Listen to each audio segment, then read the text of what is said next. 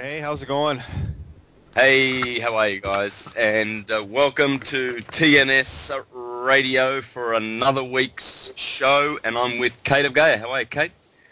Oh, good, and it's TCT, not TNS. I just got off TNS. Oh my goodness, I've fluffed We that one do, up, haven't I? No, you haven't, Santa. We do so many radio shows. I'm surprised I can even remember my own name half the time. Yeah. Anyway, my phone is still ringing here. My computer is going crazy today. So we just came off a 2-hour over-the-top beautiful moment. Tony, you there? I'm here. Can you hear me? Oh, yeah. Hey, Tony, welcome. Thank you, Santos. Good to be with you, mate. Great. So glad to have you. This is really nice. We should have a nice little threesome today. Oh, there you go. Are we on the air now, or are we... Yes, we're on.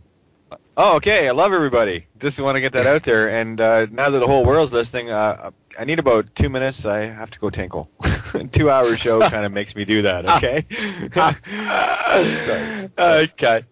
Besides, I want Tony doing all the talking. I mean, we're going to bring everything together: the astrotheology, the time travel, pyramids, and the truth of the Denneke ultimatum. This all comes together in one beautiful, perfect package.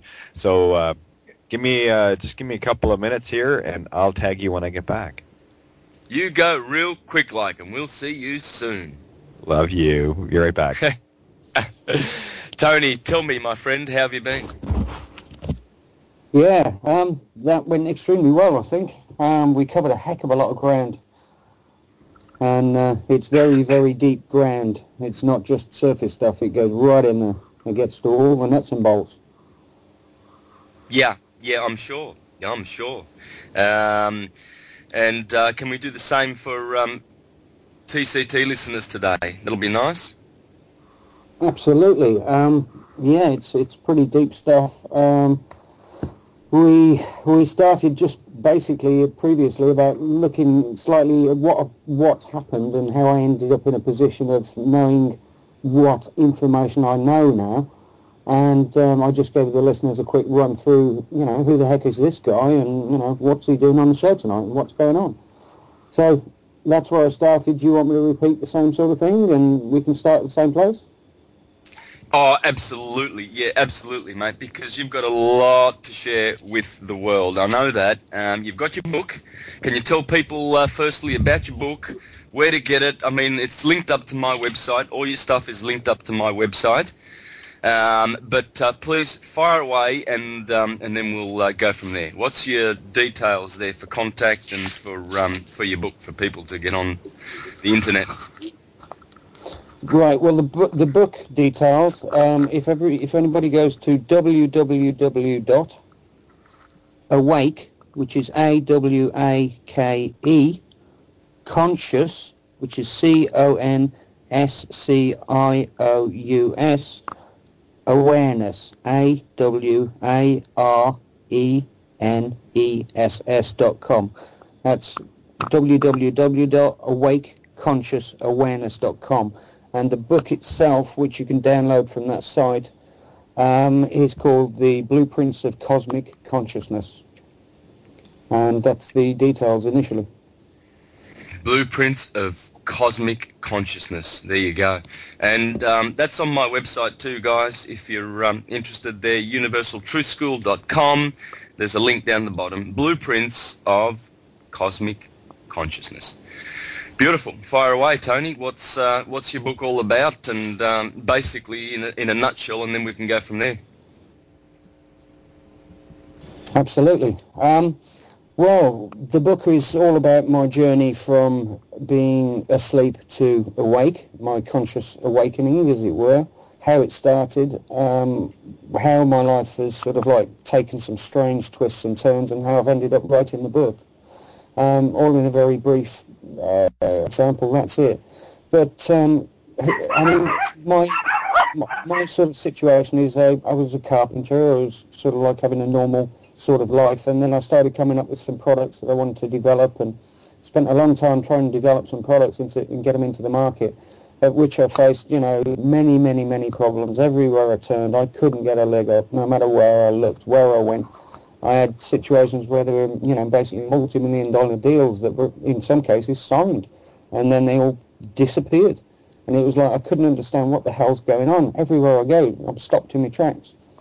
Anyway, so cutting a long story short, I battled on with that for a while, but as I was going with that, I encountered doing a lot of research. And there was one particular thing that was driving me up the wall, and it was a question about free energy. And I was thinking, there's got to be a way to get, to manufacture something that can be a benefit to the world and be free energy and all the rest of it. But at the same time, my conditioning was working against that. And it was like, well, don't even go there. Don't think about it. No, it's not going to work. No, you're talking rubbish. There's no such thing, blah, blah, blah. So I was fighting myself. Unbeknown to me at the time, I was fighting my conditioning against looking. Because when I actually looked, I started to discover a paradigm-shifting situation, because I found that there's not just one or two or three. There are many different devices for creating basically energy out of other things, such as temperature, such as the cosmos, such as the ether, similar mundane things like electrolysis, where you could take water, separate it into hydrogen and oxygen, and combust that as fuel. Many different aspects. Magnetism, how magnetic systems could work to generate to turn generators. And then, there's loads and loads of them. And that was my initial conscious kick up the butt, basically. Because, when you discover something like this, it's like, what's just happened? My paradigm's just changed. My whole, what I thought was correct isn't correct. I was very wrong. And that led me to start addressing other things. And it went on and on and on and on. And when I discovered all these pieces lying on the desk, then I had to fit them all together. And that's where it got really interesting. Oh wow, this sounds like it's going to be an interesting interview, because you've got all of that basis. Your whole consciousness has shifted, where you're arguing with yourself as to whether you should bother with it, because the system's geared to ridicule you and stop you in your tracks. And so here you are, charging ahead with these great ideas, and obviously. Think about it, water, hydrogen and oxygen, both very flammable. You could separate the simple water. My goodness, I believe the Japanese are looking at making a car that runs on a cup of water, I think per month or something like that. Well, this is it. I mean, it doesn't stop there. There's so many of them already out there. But you see, what's actually happened is the powers that be and the people that have got oil companies and power generation systems and nuclear power plants and all this type of stuff, they don't want you doing that because it doesn't make them any money. So consequently, in turn, they've been shelved and stopped, and patents have been bought up, and people have been bumped off, and all sorts of things to prevent anybody getting anywhere. And there are plenty of examples. So I shouldn't need to start listing them off, But yeah, I mean, that's the reality. We can have free, or if people don't like the word free, that's fine. But would you like to explain to me how the government flies up to the sun every year and tips loads of paper on it to make it burn and give us sunlight? Please. Wow, can you talk to that, please? Wow, let's hear that one, please. It sort of gives you a clue, doesn't it? It's like, oh, holy cow, we've been misled. It's like seriously misled. And then, of course, once that little baby gets out, it's like, holy cow, because it gets bigger and bigger and bigger and bigger. You start moving into some seriously weird subjects, which was one of my other little things I found out, which was some of these, quite a few of these different systems that manufacture energy, or draw energy out of, let's call it the ether for now, or draw energy out of magnets, they actually have a side effect. And if we want to go into that side effect, we need to look at anti-gravity. Because one of the actual machines that I discovered was the Searle effect generator. And this was a machine built, I think it was over 40 years ago, by Professor Jonathan Searle, S-E-A-R-L. And what he had was a steel ring that had magnets sort of on the inside of the ring, and then he had rollers which were all magnetized on the outside of the ring. And what he would do is spark these rollers to twist or bend the magnetic field lines, and they would start to rotate sideways, round and round and round. And each time they went past a sensor, they'd get another spark, and it would speed up again and again. And then slowly, it started to build up speed, or revolutions per minute. And then it got to the point where he could turn off the spark, and because it was already generating energy through the motion of it moving round, it carried on speeding up and up and up and up. And then what happens when he got to a certain revolutions per minute, he can tell you himself on his website, is the thing took off, and it just carried on going, and nobody's ever seen it since. And it's quite a wild statement, but this guy actually ended up spending 30 years of his life in prison because of this. It's he discovered the holy grail of space travel. And he was in prison for it? Yeah, they put him in prison. I think it was about 30 years or something he did. But yeah, all his information's up on the website. There's a lot more to it than that, but that's only one. It turns out there are many, many different people who've cracked that holy grail of anti-gravity. Including, people. There's just so many of them, it's ridiculous. But yeah, Professor Jonathan Searle, Searl, and his Searle effect generator.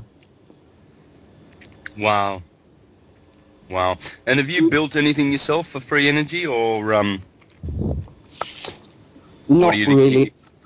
Not really. There's no point, because when you look at the amount, when you actually look at the amount of systems that are out there already, it's like, why reinvent the wheel? There's just hundreds and hundreds and hundreds already, and they can all do the same job.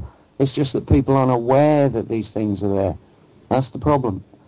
It's blueprints of cosmic consciousness. If you are conscious of the issue, the problem, and you can apply the solution, if you're aware of it, then it takes away the problem in the first place. So all of these problems that we think we've got in the world, we don't need any of them. We've got solutions to all of them, and we can work through them one by one. Absolutely.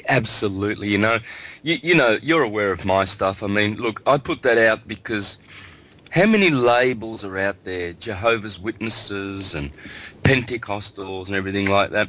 Christianity belongs to everybody. It's just a science. That's all it is. I've proven that. I've got an abundance of evidence on my videos. So do we have to needlessly go criticizing other churches and killing other churches by condemning them to hell and only we are saved?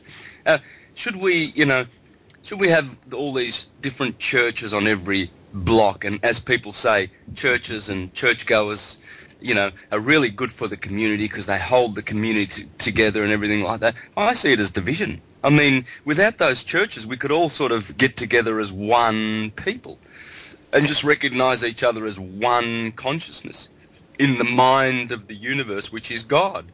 And so I don't know whether they have God's approval to have all these factions and labels. I mean, it just looks absurd, even from a childish perspective. It just looks absurd to come to a planet, one planet, and have all of this division. I mean, wow, if we had 2 or 3 divisions, you wouldn't be so concerned, but thousands upon different classes, different religions, different education level. I mean, my goodness, it's shattered to the nth degree, is it not? Absolutely, yeah. But that again is going to take it a stratosphere way up there, because instead of studying Newtonian physics and engineering like we're studying it and all these types of things that we're told we are allowed to study, we could be studying harmonics. We could be studying, the information of real harmonics and real resonance and sacred geometry and all the things we forgot, which are encoded in like the pyramids and encoded in, hidden texts that were in the Vatican. And, oh boy, you imagine trying to learn all of that stuff. It'd be wonderful.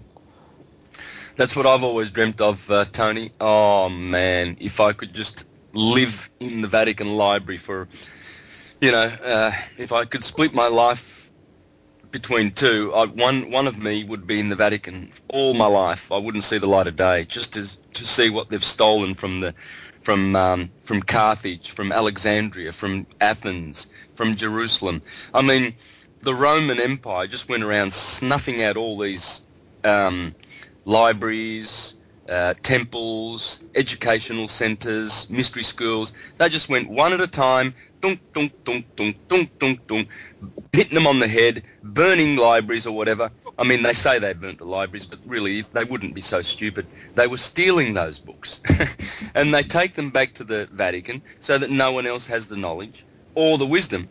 And so you've got this group of cardinals there who are sitting on the best, most insightful books in the universe, and they don't want to share them with mankind. Did they steal those books or not? Well, I think they stole those books, which makes them, I think the people they stole them off, like the Mayans and the Aztecs and the Incas, have the right to demand those back.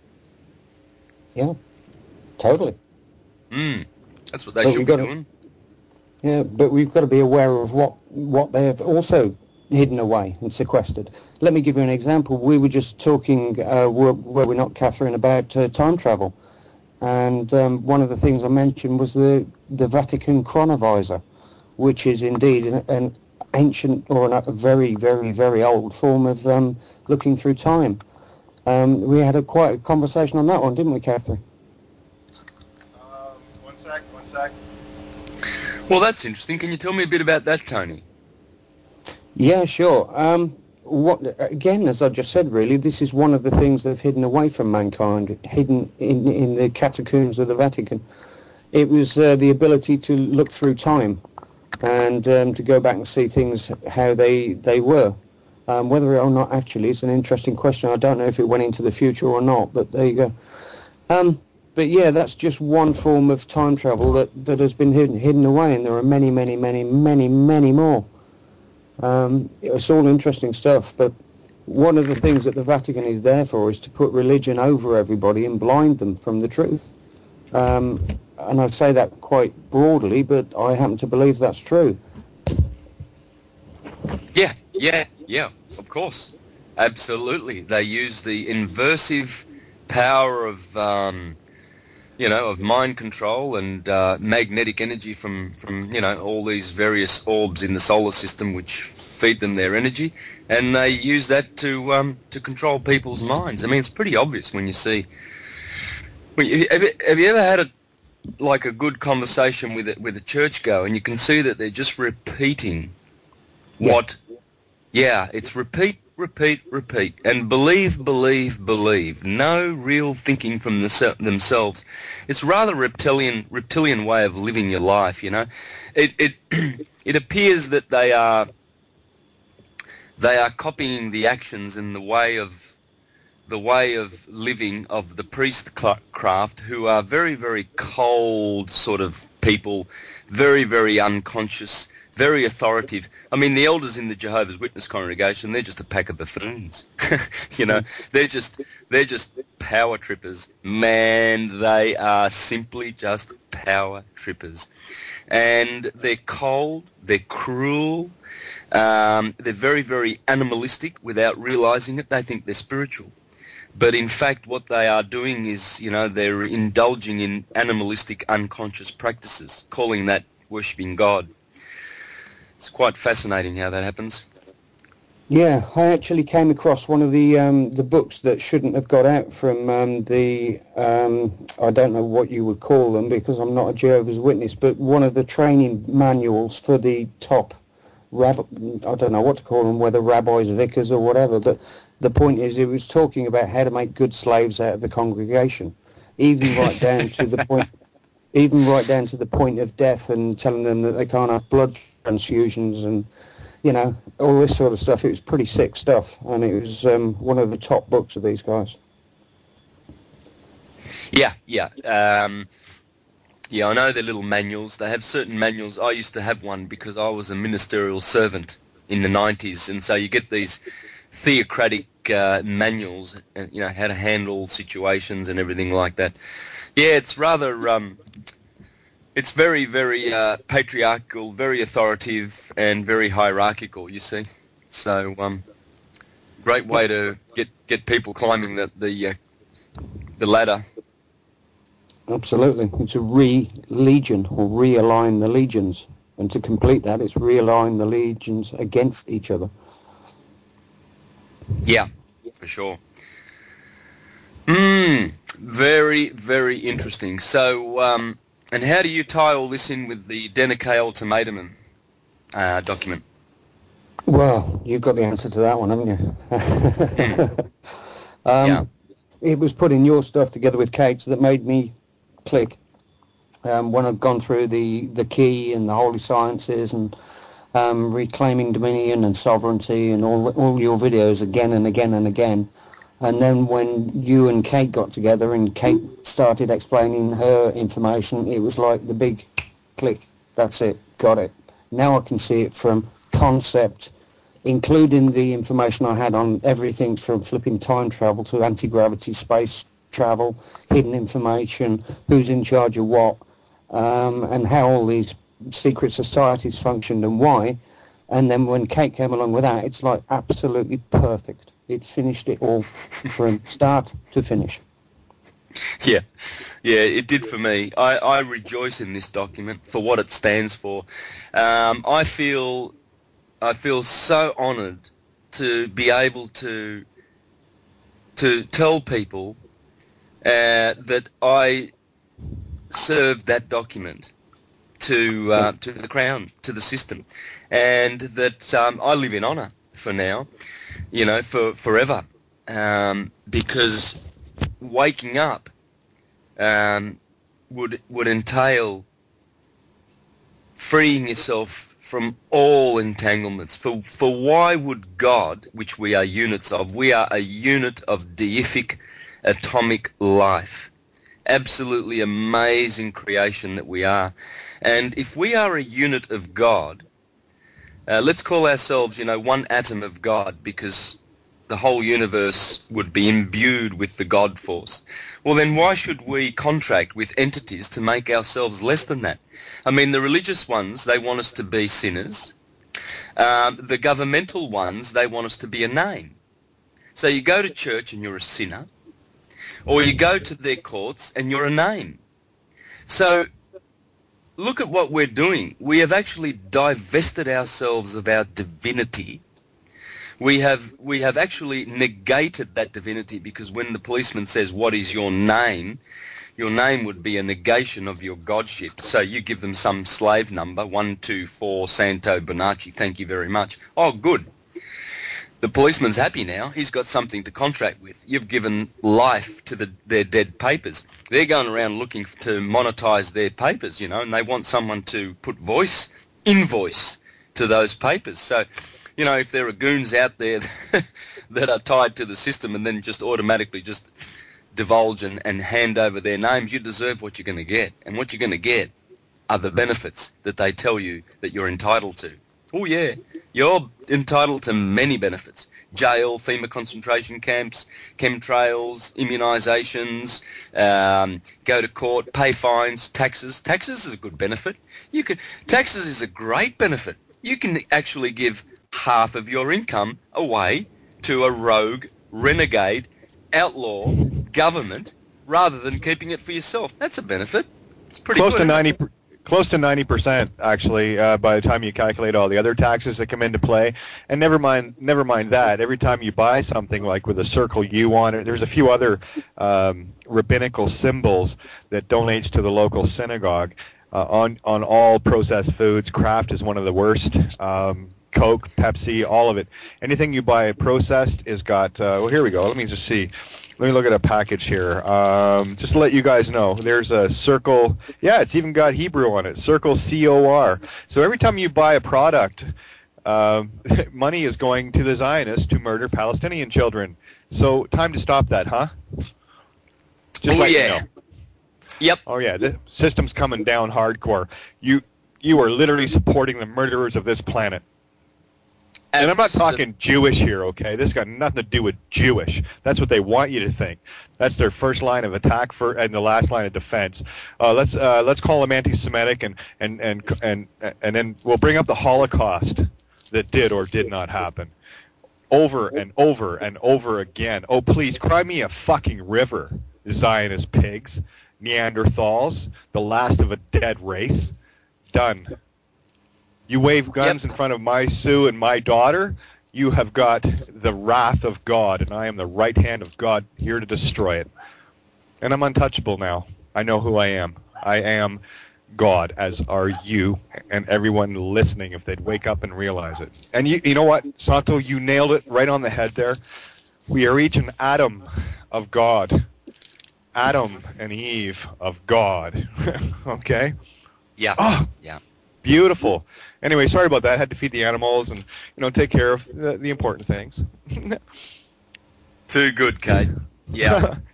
Hallelujah. And it's not about, it's not about going after the Catholics or the Jews or the Vatican or the Jesuits or anything like that. It's about, we've had enough of the fiction. We've busted your fiction. So once it's busted, what more have you got to do?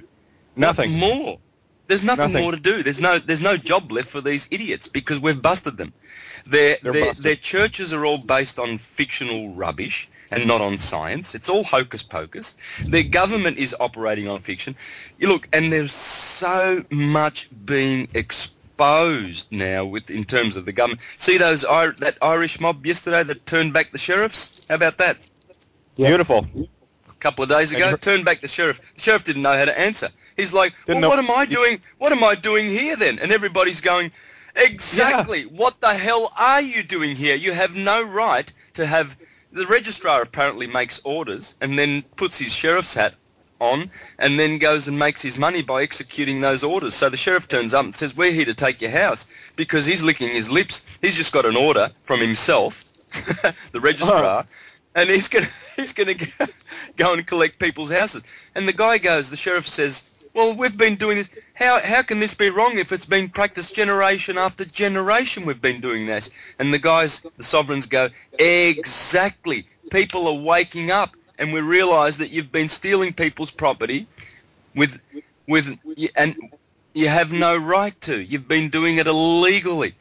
And then there's this judge in America who has now ordered that a certain mortgage company there, I think it's called MERS, is that right? What's that? Yeah, MERS.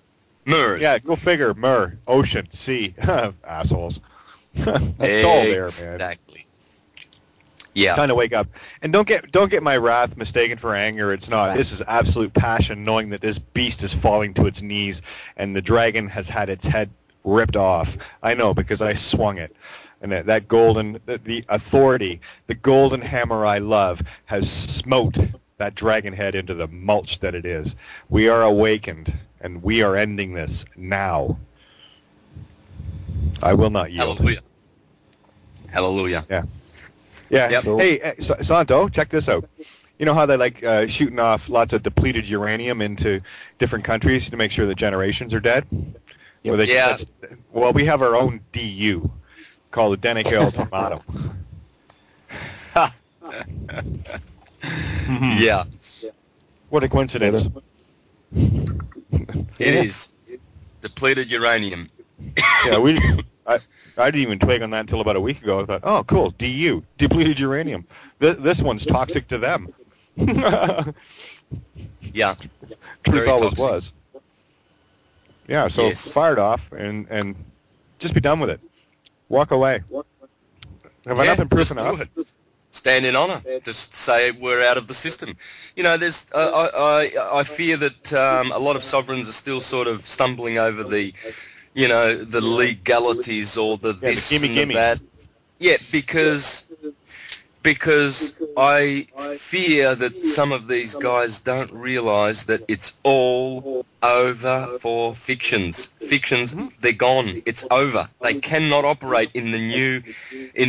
By the way, it's very important to note that when Aquarius comes, you know, there won't be any of these shenanigans. You can't operate fictions in Aquarius. You can do it in Pisces. You can get away with it. But Aquarius is, the co-ruler of Aquarius is Uranus. I mean, I always stress that it's Saturn, but it's also his daddy, Uranus. And Uranus is the heavens. And Uranus, my goodness, what he stands for. One needs to check out what Uranus stands for. Uranus is going to take over in about, I don't know, 10 months' time.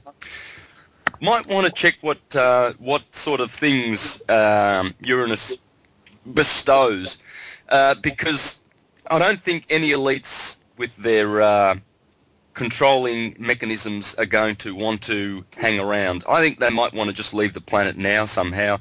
I don't know, perhaps take some cyanide pills, or just make it easy on themselves. Let alone need to get all out these. of the galaxy. Never mind the planet. They need out of the galaxy. Do you think 30 or 40 of the top CEOs of the banking world in the last week who have resigned have had a sniff of what's coming and seen the writing on the wall, perhaps? Or maybe they got a copy of the Denique Ultimatum, because I sent it to a lot of banks. So I think the word's getting out. I think it's already out. Oh yeah, no, I'm just saying it's like it's kind of ironic because my latest and last targets have been the banks. Cool. Imagine that. No, I save the best for last. If I'm going to decapitate that dragon, I want to make sure that I save the juicy bit for the end. The juicy juice, as someone would refer to it. How's that for fun? Yeah. Good shot. Yeah, well, you know what? It's all of us coming together, and we all came to the truth together. This is our victory. This is not one individual. This is individual atoms, the collective of all, dealing up the final blow that just takes care of business, literally. Mm-hmm. Yeah. We have the means. We have the means to understand. We have the means to sustain, and we have the means to decapitate them. Shall we? We are. On We shall, like the Archangel Michael, who puts his head on the serpent. You see, he shall bruise you in the heel, and you shall bruise him in the head. Well, they've been bruising the heel for a long time, and they've been attacking the heel of mankind, the Achilles heel, that would be. But what goes round comes round. And it's not about, like you said, not about vengeance and anything. It's like we want to, like many, many other conscious, beautiful people on the planet, we want to see a world where we can love each other. And I want to look in everybody's eyes and know that what is there in that human being is nothing but pure love for me and no fear. I'm not scary. And I'm sure that my brothers are not scary.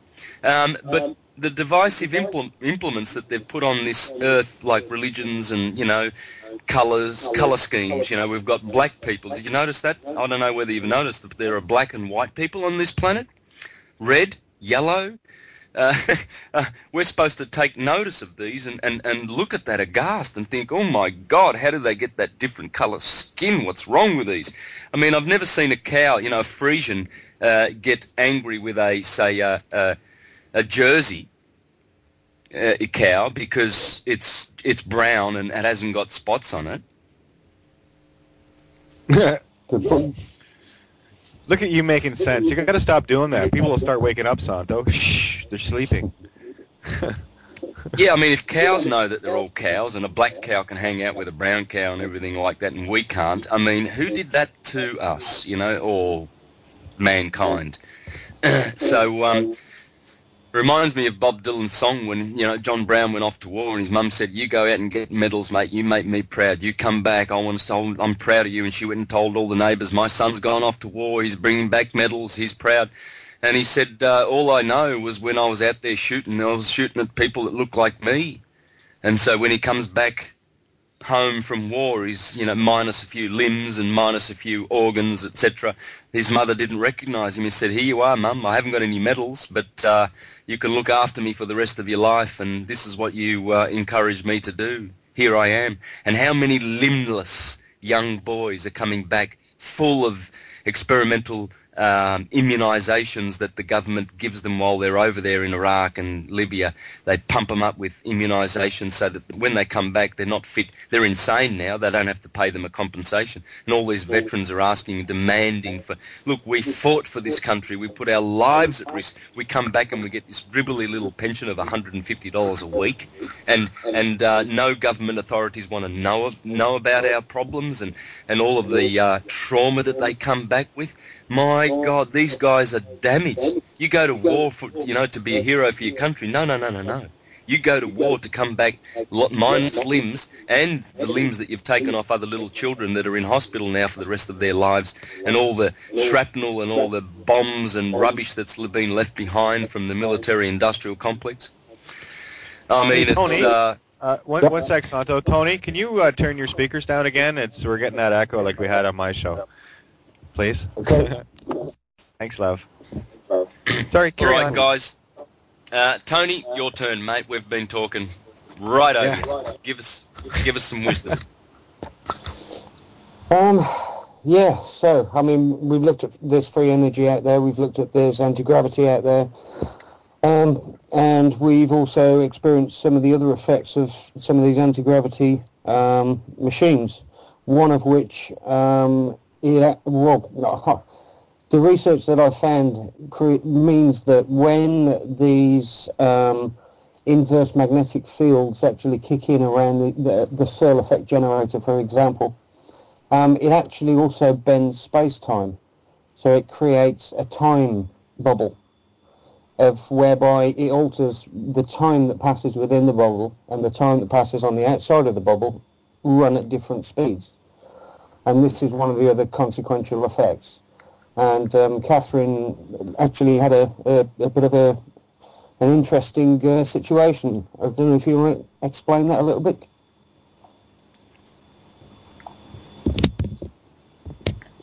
Katie? Okay. Right, so one of the things I found out is that there's also, not only have we got free energy and we've got anti-gravity and we've got obviously the consequences of that. We don't need fuel, we don't need heating to heat our house, and we can travel without it costing us. We don't need to go by road, so we're building all these road systems we don't need. And we can actually even go off planet if we want, because we already have, as a human race, the technology to do it. But, like the Vatican sequestering all the history, it's turned out that the people at the very top, above the Vatican, from my research, has basically come back down to the Jesuits, or to the Zionists, and then it goes from the Zionists to the high Jesuits, and then from the Jesuits it goes further on to the Karzai. And that's where we were talking with Catherine earlier about the Karzai. I'm here, guys. Sorry about that. When I mute my mic, my computer is chugging like to the nth here. I hit unmute and it takes like 30 seconds for the thing to unmute because I was figuring Tony was going to go off for a little bit. So carry on, Tony, and then I'm just going to leave my mic open, and hopefully the dogs aren't going to be barking too much. Sorry about that. No. Yeah, cool. Well, as I was saying, it doesn't just stop with it starts with things like, your local councils and, the police, and then it goes to the courtrooms, and then the courtrooms, which are all Masonic, by the way, which are all linked in there to the Masonic. And they are supposed to be operating from power from the Queen, and the Queen's supposed to be answerable to the Vatican, and the Vatican's answerable. As I say, I was just explaining the way it flows, the way energy goes up this pyramid, until it gets right to the top, which is the industrial military complex / banking / controllers. And that's basically where I've taken the journey from a few little pieces of information that I couldn't believe initially existed, right the way through to the top of the pyramid. And therefore now we can see the eye of the pyramid, so we know where we're looking. We can see from the bottom, and the poverty, the suffering, the depleted uranium those soldiers are bringing back and going to contaminate their wives and kids with, and the effects that all that's going to happen because of what they're doing at the top. So now we've not really got any excuse but to say, well, hang on, we know this stuff's real, that's it. We're not putting it up with anymore.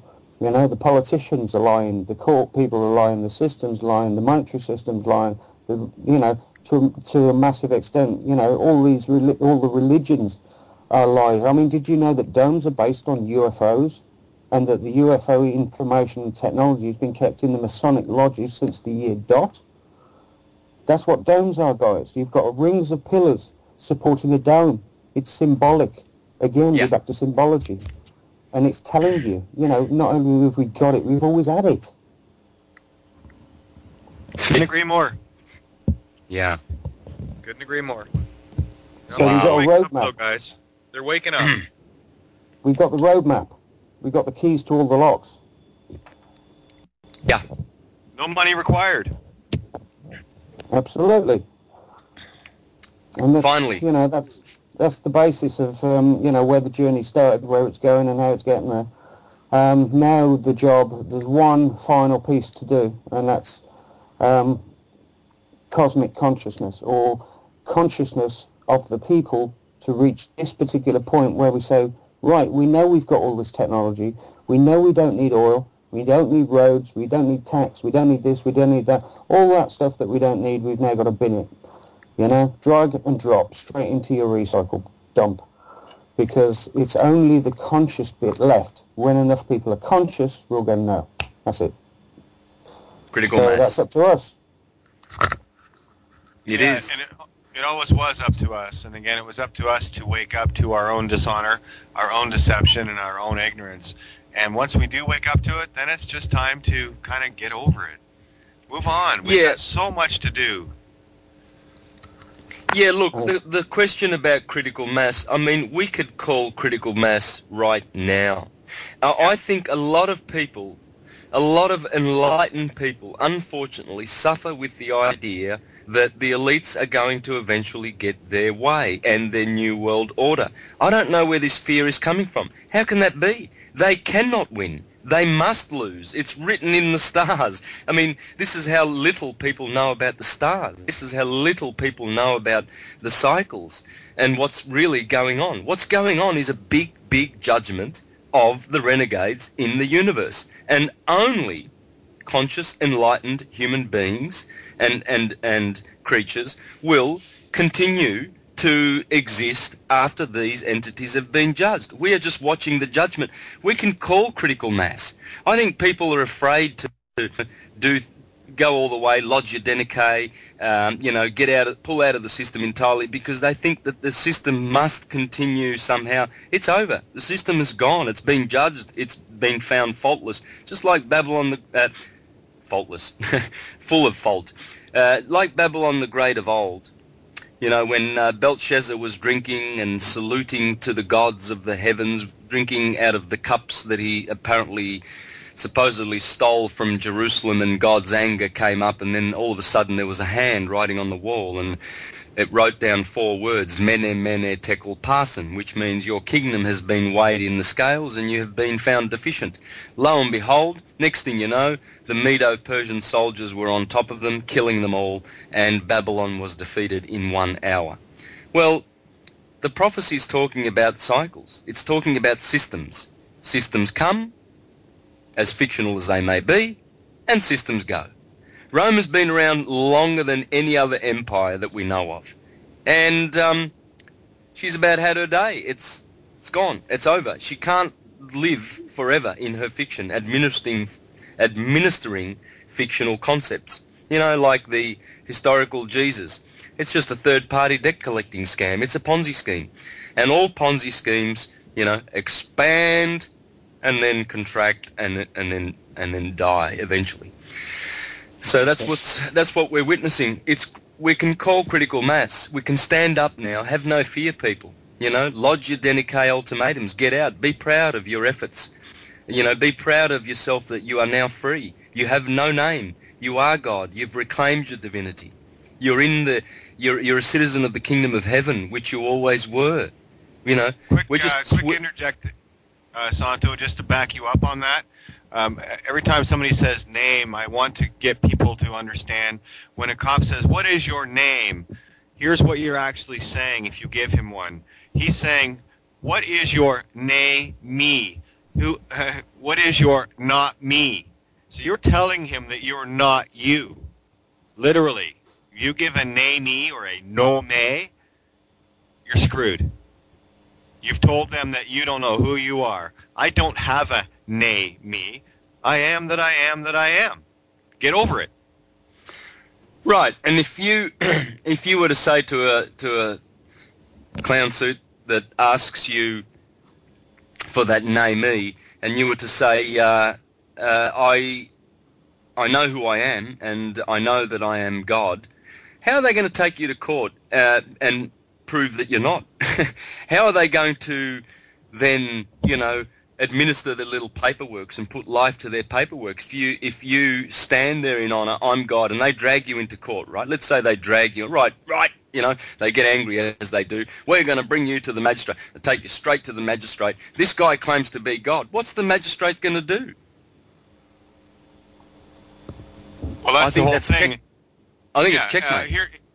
Yeah, exactly. And the point is, it's not up to you to prove who you are. It's up to them to do that if they want to prove you otherwise. Good luck with that, because quite frankly, my parents were kind of there when I got here, and I know for damn sure that fat-ass donut-eating, coffee-chugging, piece of shit scumbag and judge wasn't there. My parents used to hang out with nice people, not these guys. Sorry, I had this visual of this one judge in particular, a big fat-ass guy I dealt with a while back. And, he looked like something out of a really bad comic book. All the robes and all the rest of it. He had pocked face, big fat-ass jerk. He owns part of the Milton courts.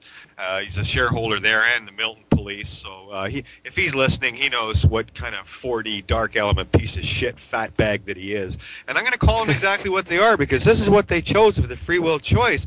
And I'm just granting them their free will choice to be that. Is that okay? I need people laughing. I need people getting what these people are. Laugh at them. They're buffoons. They're a joke. An absolute joke. Magicians. Absolute joke. Of what? And they go to bed and sleep at night? How do you do that? How do you kill? I mean, I go down to the magistrate when I used to go to court, which I never will ever again set foot in any man's court, and I will do as the apostles in Acts said, we must obey God as ruler rather than men. When I used to go in, I used to see judges line up. I mean, how many people in a day do they process in that sausage factory? Sometimes, they've got about 30 cases. There's 30 people have just gone through that sausage factory. That judge has just condemned, butchered, slaughtered souls without them knowing what happened to them, the magic that was practiced on them while they were in court. And they've got fines and terms to fulfill now, prison terms. That judge goes to bed at night and has a sleep. And he has processed and murdered the souls of people, he has actually gone after flesh and blood, attached them to names, and honourably poisoned them with their magic, and then goes to sleep at night. These entities must be removed from our society now. They have to go. Time to go. If any of them are listening, time to disappear. And I would be, if you were a magistrate right now operating in those fictional courts with your clown costumes on, or policemen or army officers or whatever you are, and you've got a good heart and listening to this, get out now before it's too late, and do not share in her sins. Babylon the Great will fall. It will fall. And anyone who's attached to it will share in those sins, because you're a shareholder. So please, people, please, stand up now. We've called critical mass. It's over. It's up to us to call it, not up to them. If we're waiting for the Pope to say, hey, guess what? You guys win.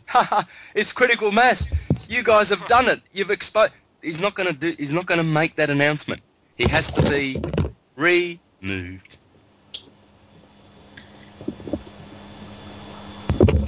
Removed. Fully agree. And consciousness does that. We don't have to lift swords. We don't have to take up arms. We have to take up consciousness. Consciousness is what destroys fictions. St. George slew the dragon with his conscious sword. He didn't have a real sword. Yeah, the dragon is with us. The dragon is with us. And you see, they've created a dragon, right? A third-party beast that goes consuming taxes and paper writs and goes chasing after summonses, and they write any bullshit on their little papers, and then they go after those papers believing that they're real. What that does is creates fear in us. We have fear of summonses. We have fear of sheriffs coming to our door when they are nothing. But they have manufactured this fear by their scary machine. It's not a scary machine. It's a nothing machine. It's empty. You can blow it with one breath. You can blow it away, man. Exactly. But we are the ones that live in fear. You see, there you go. There's the gift that they've given us. They're not silly. They know how to create fear in our minds, so we have this fear. Well, those guys in Ireland, they had no fear. They just popped up. It's funny, that that sheriff, with all his papers, and he's got all these cops with him, and he rocks up to this property, and then all of a sudden all these cameras jump up out of nowhere. There's about 40 people with cameras asking questions. Hey, what are you doing here? You shouldn't be here. This is what the law says. And so the sheriff had to drive off, and they filmed that, and they clapped, and they said, thank you, bye-bye. And that's on the internet now. And they made sure they got pictures of all the cars, so when these private vehicles start showing up elsewhere, they'll know what cars to egg and have fun with. Yeah. Hey, it's all going to be peaceful. It's all got to be peaceful. If you're going to mess around, just have some fun with it. We're not out to harm anyone. We're just out to wake these people. We're here to help them. Even the fat donut-eating slob that was sitting behind the bench that day. Not the one in the court video. He had some honor. He bowed to a sovereign. So he knew what was going down. But the other guy, well, no, he was just a pig. But I want him there too. I'm here to help him because I love him. And I think by beating down the ego, it might wake him up enough to go, oh, maybe I am a big fat donut-eating pig slob kind of thing, and I don't want to be that anymore.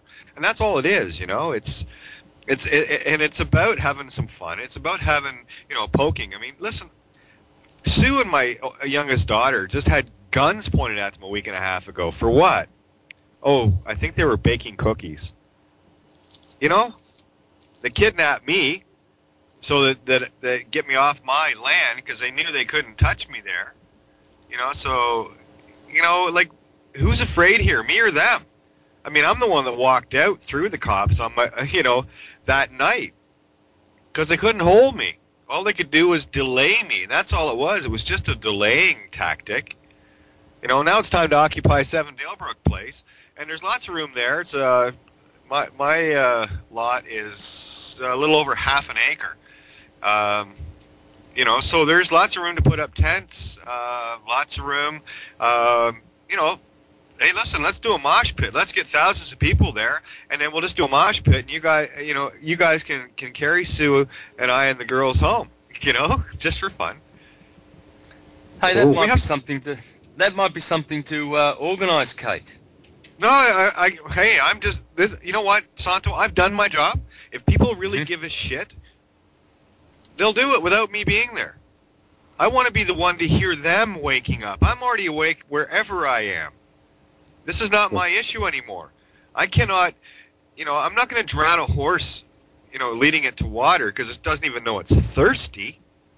If you truly, and I'm talking to people out there, if I truly have made a difference for you with my gift that I paid dearly for, that I want nothing for, it's my gift. It was given to me to give to you. If you cannot stand in that, I can't help you. I want to so badly, but I can't. That's my free will choice to not step on yours. If you want to be ignorant, asleep, hateful, hurtful, afraid, backing down, that's your problem. It's not mine. I love you anyway. Up or down, the escalator goes both ways. I'm on the stairway to heaven up. And if you're coming, great. And if you're not, great. You're going to oblivion. There won't be any hellfire or anything like that. No, you'll just be erased. This is how it's going to be. We offer forgiveness once. This is it. This is the end game. We came back to help. So this is your one last chance, guys. We want to bring you home. This is why we came. We want to bring you home to get you out of the quagmire and the nightmare that you created for yourself. You are part of ourself. We want that part back, but if it's not coming back, oh well, so be it. Your choice. That's free will. I mean, that's what free will was all about. Ye who live, you know, if you live by the sword, you die by the sword, and I will not trespass on your free will choice to do that. It's up to you to change your way, not for me to change your way. I've changed mine. I know who I am. I became the change that I wanted to see. I became the change that I wanted to be. And I know who I am. I'm pure love, regardless of how bitchy I get. I just like having fun. And that's the only way I can poke the ego enough to wake it up, you know?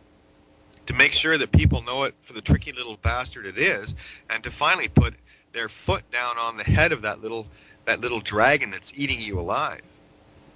I love you too much to trespass on your free will choice. So choose fear or love, infinity or oblivion. Either way works for me. I think those terms are fair. Oh, look, it's just great to have love. You know, my life. I used to be a yuppie. You know, when my music was going really well and I was making, you know, I mean, a lot of money, a lot of money. And I remember I bought an investment property and stuff like that. I went through all that, and had my nice new cars and everything like that. Everything was really, really, really good. And I believed heavily in the system, even though I was I was a Christian, you know, Jehovah's Witness, nice and loyal and faithful, and everything like that. Took a long time to wake up and realize that the whole thing is just an absolute big scam in every single way. And all there is what you've got. You don't have any of those molecules. You don't really get to keep those investment properties when your body goes, and you know, and then you return to the dust. And when you realize that you are all things, you own everything anyway. You can't own anything, but you already own everything. We own everything. Everything is for our own use. You know, and you begin to realize that we're coming into a time where things will be used and shared rather than owned and bought. You know, we've got this strong concept that our body needs this and that, and so we're going to buy things and own them. I want to buy this, I want to buy that, I'm going to buy that object over there, I'm going to buy this and that, and you collect all these things and you put them inside your property, and you've got titles to all these molecules now, so you own all these things. I mean, it's great. We need cameras and computers now. You know, we need a car to get to work or whatever. We need all this technology, and we need to have things. But if the world didn't have banksters with their money, if there weren't such a thing, which is an aberration, then we wouldn't be so concerned. We'd be more interested in using stuff and everybody having use. Everybody in the world can just use things, share things, and there is an abundance. The other tactic that has been used for many years now is shortages. You know, here in Melbourne we have water shortages. Well, there's been some leaks recently in the last few years how they've discovered that in the water catchment area here in Melbourne, the authorities there have been actually they've been releasing water from the dam sort of on the side so that they keep the water level low and then create this illusion of shortage. There's no shortage. Hydrogen and oxygen, H2O, just doesn't disappear. It's not disappearing. There's no shortage of air. There's no shortage of water. There's no shortage of food. This is theirs so that they can monopolize things, you see. These are very scary ways of living. We have to just put this behind us now and live in the abundance. Anyway, the reason I've just said all this, Kate and Tony, is that the result of all this is that I live in love. My life is full of love now, you know. I do my radio shows, I do my research. I've got a beautiful wife who loves me, and got a nice little dog. I take my dog up the hill for a walk every day. I take my shoes off and walk on the soil, on the dirt. I go up to the hill and and pig out on blackberries, alkalize my body. Then I'll come home and chat to someone on Skype. There's no more illusion. I'm all in love. Everything's love. I go up the hill for a walk. In the evening, I just watch the sun and do my solar gazing, a half an hour of electrically charging my mind. And what a better way than solar gazing.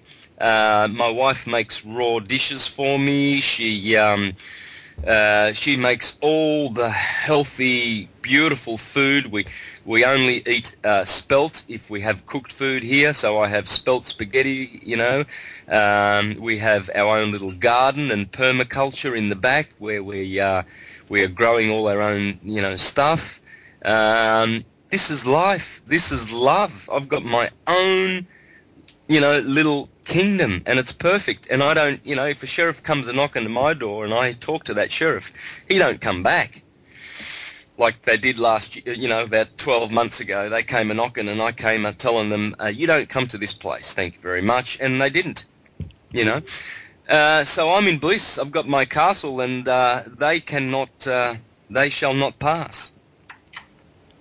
It's a beautiful life. Totally. Absolutely exquisite.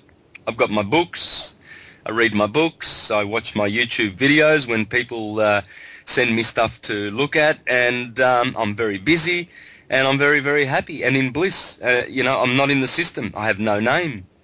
I'm here in the kingdom of heaven as God, witnessing my experience. That's all I'm doing. I'm not believing in the experience anymore. I don't believe that I have investments, in property and cars and things. I believe that I'm just watching what I'm doing as I'm down here, because when I'm finished with watching as a witnesser, as a watcher, I get to go back where my source is.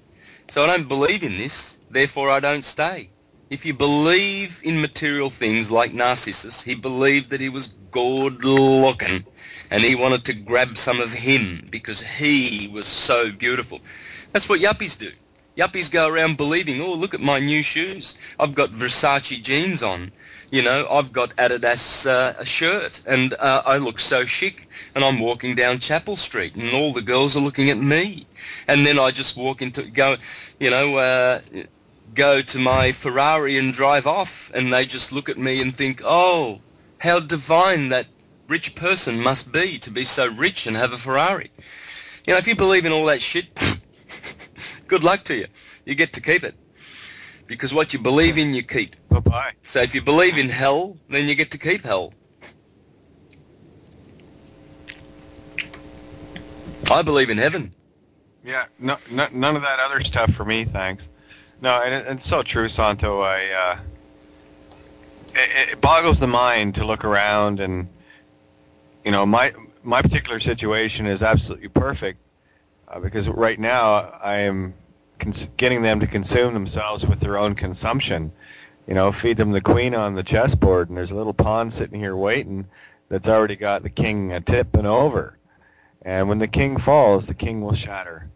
So hey, everything's perfect. I'm exactly where I need to be right now to change the world. So no matter where I am, I will change the world, regardless. You can't take me away from me. You want to, quibble and quabble over materialistic things. That's fine. That just shows me that you've become at effect to your own creation. That's not a very good place to be. That's like the car driving you. Not very safe, Yeah, that's the world molding you see, rather than you creating worlds, which is what you have been ordered to come and do. We were ordered, according to Hermes, there are two kinds of souls that come down here. Some who just willingly want to come down here, and some who begrudgingly come down here. And they get ordered to. So amongst our brothers, there are two kinds. There are ones who are happy to be here and the ones who are dying to go home, and who were ordered to come down here because there was something to experience. And when we were ordered and asked to come down here, we made a pact that we would not be molded by the world. Do not be loving the world nor the things in it. For the world is passing away, and so is all who do the desires of the world. That's in the Christian Greek scriptures. Because people, first thing one needs to understand about the scriptures is they are all Greek mythology and Hermetic wisdom. That's what they are. So I'd be reading the Bible because there's a lot of wisdom in there. Only don't see it as historical truth. It's all philosophical truth. And those scriptures sternly tell us that you came down here before your incarnation and you made a pact that you would not contract with nameless entities. And that's what corporations are. You would not contract with unconscious entities and make pacts with false gods. Corporations are false gods because they have no consciousness. A true God is a conscious God, like we are. We are conscious. We are true gods. We are children of God, and nothing less. And if we come down and do contracting with corporations which are unconscious, that means we have graven images to get rid of. These are false gods. These are idols. You know, corporate names. Hello, Your Honour. Yes, my name's Santos Bonacci. I'm here to defend myself on this matter. I'm going to defend that name. Yeah, no worries about that. Here's the flesh blood. I've got equity in that account, and that's my account. Oh yeah, I'm all for that account. Well, good luck to you. But you were the one that was supposed to create the world and not have the world mould you. They're moulding you. Those Freemasons and those Catholics and those institutions, they're moulders. They know what they're doing. That's why they have all their best men, their most intelligent, not conscious, by the way. All those cardinals in Rome, they are the most intelligent, animalistic spirits in the universe. And I mean that sincerely. They are unevolved animals. They're still not humans. Hermes separates the two, because when you're conscious, you don't kill. They're killers. That's a fact. That can be proven easily by all the little boys they rape and all the little girls they rape and kill and the god business that they run, guns, oil and drugs. They are killers. Therefore, they are unconscious animals, but they are intelligent. They're very, very intelligent. And they always sit at the top. You know, you don't have dumb bums running the corporate religions. Yeah, for instance, let's take the Jehovah's Witnesses for an example. They always have a governing body of about 13, 12, 11, depending on how old and how, you know, one drops off and dies, and then they add a new member. But they've always got this governing body of about 10 men. They're not dumbasses. Those guys are the smartest lawyers that organisation has. That's why they are appointed and put in their place. Because those men will make very, very powerful, negative, moulding decisions on the buffoons that go to their church. So Jehovah's Witnesses believe that they are the only ones that are going to be saved because of these 11 intelligent animals that tell them what to think. Here, read the Watchtower. We are the faithful and discreet slave, and the Watchtower is channeled by God through the faithful and discreet slave, which is the governing body. Do you believe it? There's about 6 million to 7 million Jehovah's Witnesses, and they all follow these 11 men. And the Mormons have got the same governing body and the system and everything. They've all got these governing bodies of very intelligent, animalistic human beasts. Because if they were conscious, they wouldn't be trying to control other people and telling them what to think. Because a conscious person frees people and tells them, you know what to think. You know what to think. Go into your heart, because you are divine and you are good and beautiful. Of course, that is for each one to discover. And that's my prayer and hope, that there is potential, certainly, for everything to come to the light as it should. To the correct light, and so that's what everyone in this time that we're living in is looking at. Here on the earthly plane, many conscious and ascended entities are waiting and watching to see what will happen, what will take place with this great judgment that is coming upon the earth.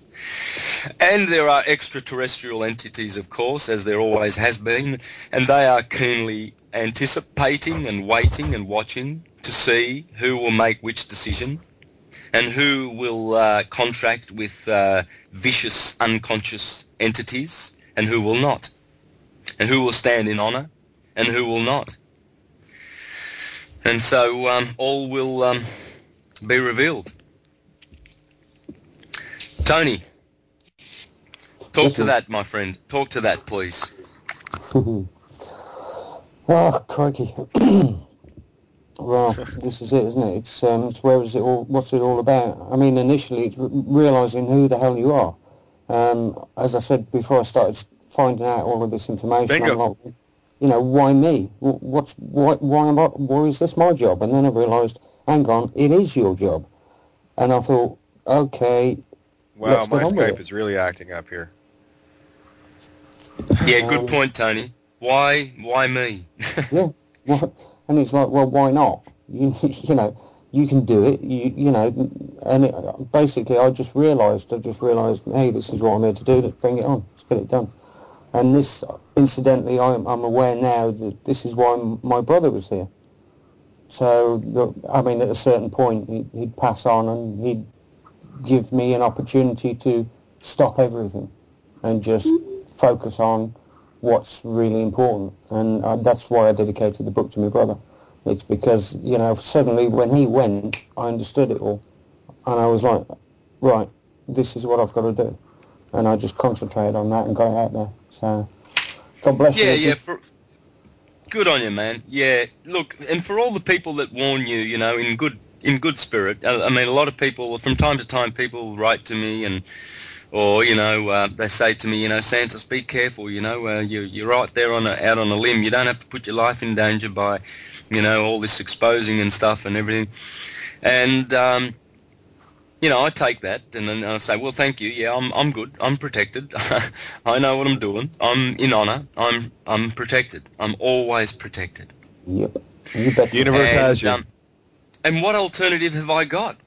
Go back to thinking I'm going to have a career as a flamenco / Latin jazz guitarist, and you know, sign up to a label and, you know, get millions of my music out there. I don't give a I'm a musician to myself. When I play the guitar, I play for me. Sure, I share it with people. I go to public places and share it with people, but, you know, many enjoy it, many don't. They just walk on by. But I'm playing for me. This is my song. This is my experience. I don't want to give this stuff to a label. To do what? You know? And to make me famous for who? For famous? I'm already famous.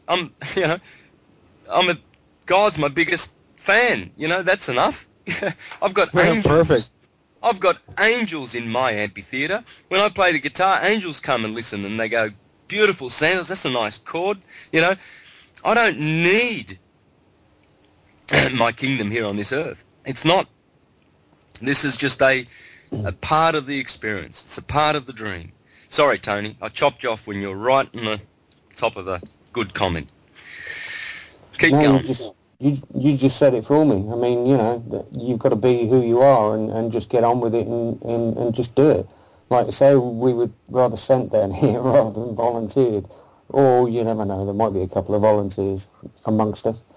But, you know, we realise what our responsibility is. It's like, I can't hide from that and still, I can't lie to everybody and I can't have everybody going into a trap when I'm sitting there knowing it's a trap and just letting them walk into it.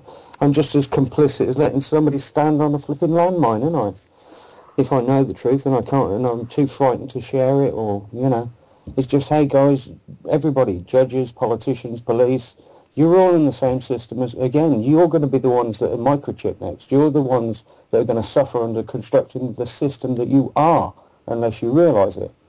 So, you know, you're the ones that are going to suffer if you keep this up.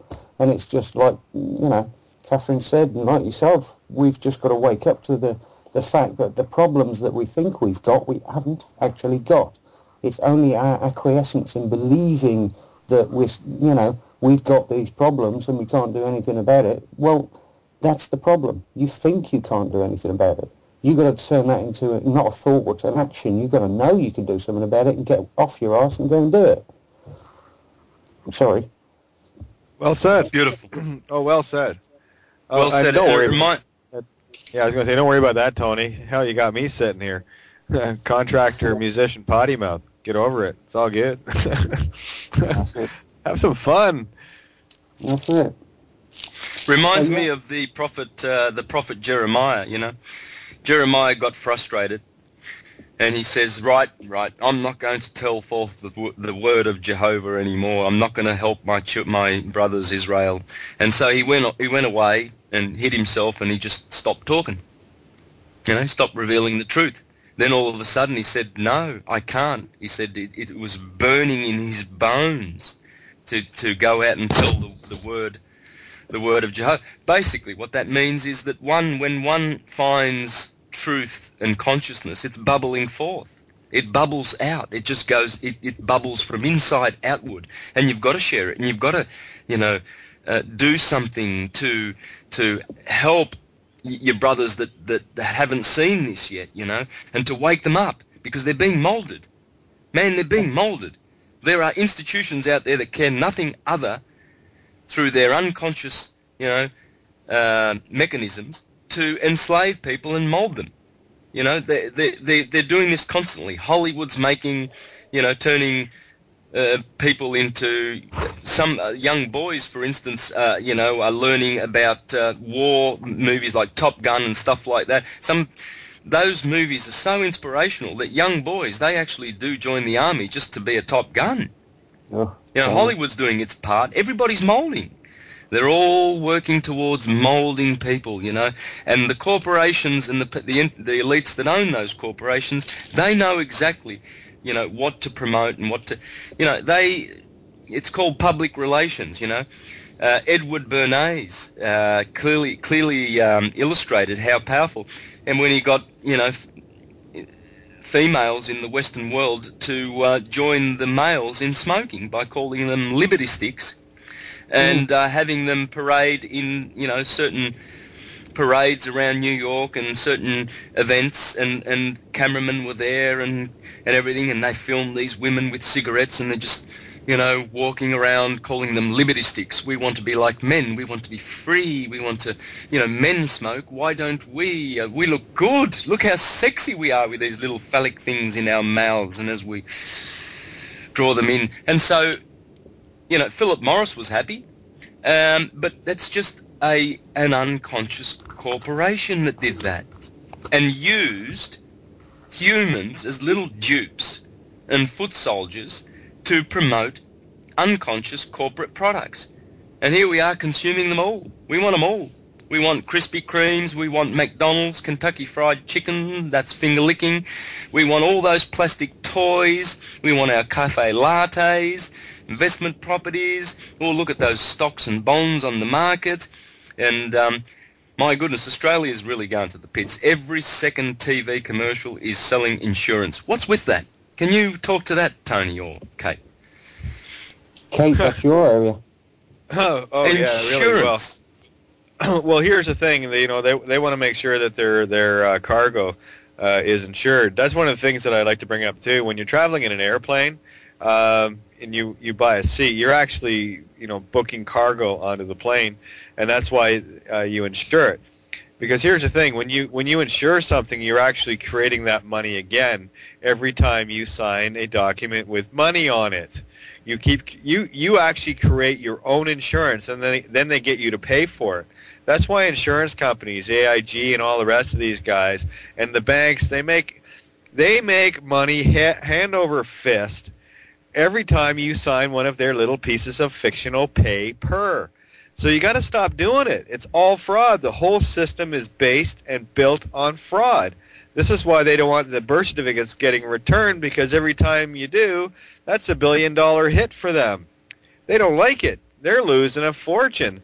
So if you want to know how to take the system down, it's only going to take about 1,000 of us. That's a trill. That's a good $1 trillion. That puts a nice dent in the stock market here and there. And that's it. Because once it starts to snowball and really get going, which, well, let's call it tomorrow. It's my Mayan birthday tomorrow, 2 Kawak. Anyway, yeah, the system falls. It collapses. So lose an aim, win the game. And not only are you, winning your own game, but you're taking them down at source because all their money, illusion thereof, is built on those bonds and your willingness to be a slave, and perpetuate the war against yourself. Might be a good idea just to stop, huh? Just saying. That's what I say. It's not about money, it's about control. Control. Yes, absolutely. They got you wanting the gimmies, and they want you chasing this and that and the other, thinking it's all real. Have a look around and tell me what's real. The only thing that's real are those that you love. Do you want to get marooned on a desert island with your record collection with no record player, or do you want to be there with someone you can converse with and someone you love? I'll take the latter. Yep. Yep, sounds good to me. Yeah, literally, Jacob's ladder. Yeah, it's simply just a choice. I'm out of here. It's just a choice. Everything is motion. Which way are we going, up or down? Are we a Nephilim or are we an Elohim? There are entities here on the planet, unfortunately, that are on their way down through their own decisions. There's potential for them to see the light and say, hey, hang on, I want to go back up.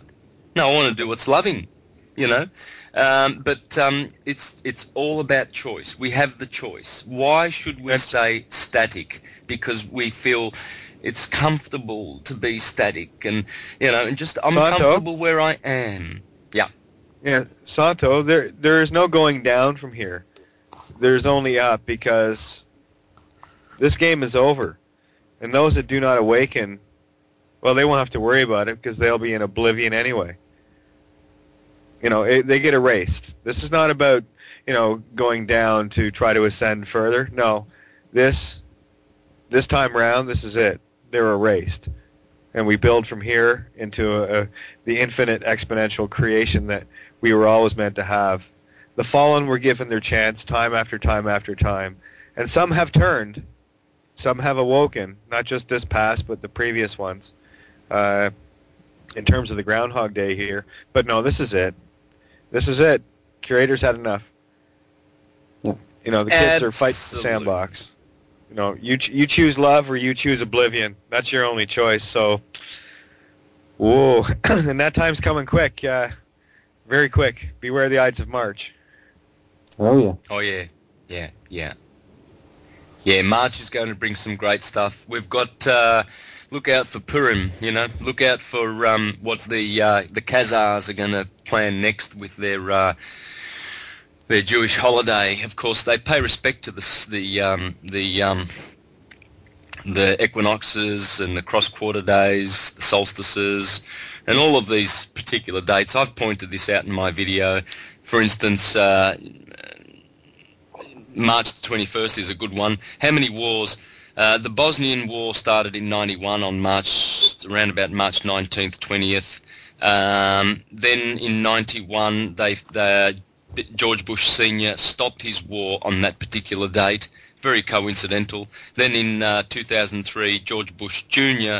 attacks Iraq again on the same date. People don't even notice these things.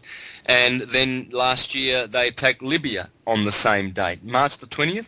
What's with March the 20th? Would that be because the sun is entering the sign of Aries, which is ruled by Mars, which is martial, which you need that martial energy in order to succeed in your wars? I think so. So Mars is going to be very interesting in March. And guess what? This is very coincidental, isn't it? The planet Mars is actually in retrograde at the moment as it enters March. And it will be in retrograde, I think, all the way till the 19th of March. Would that be a couple of days before... Well, that's basically the date that I'm talking about. Mars, who rules March, is retrograde, going direct on the 19th of March. Well, look out, guys. That's only there's only a handful of weeks to watch what will happen and watch what they think they are going to do. There's there's this ambassador to Israel who's beating the war drums, saying, we can't wait anymore for the United States to act. They're just bluffing, about attacking Iran. We've got to do it now. If we but want guess what, free... Santo? Yeah. You just stopped that by making the world aware of it. That's right. It's not happening. It's not happening now. And I'll tell you something else in this mental universe. What's the deal with Pluto right now going retrograde, isn't it? Yeah. Yeah, what happens when Pluto goes retrograde with systems? They collapse. No, destruction. No. It ain't happening now, Santo, because as soon as we expose a potential plan or something they might plan, it nullifies it. So there will be no war. Wipes it out. It's done. We're done with it. We weren't. You okay with that? I'm good. No more agreements. I don't give them any more agreements. All I give them is a mirror. Enjoy. Yeah. And it will be nice to see some of these guys turn to the light and, support the consciousness that is coming. It is the order of the ages. When Virgil in his fourth eclogue wrote about the new order of the ages, and then here comes the Bavarian Illuminati and they turn that into the new world order. How do you do that? How do you change the processional prophecies which declare that there will always be a new order of the ages when the sun enters a new sign of the zodiac, and they come along and they convert this into the new world order? I mean, how fictional do you want to get? And they've stolen Jesus from everyone's heart and put him into one historical person. How fictional do you want to get?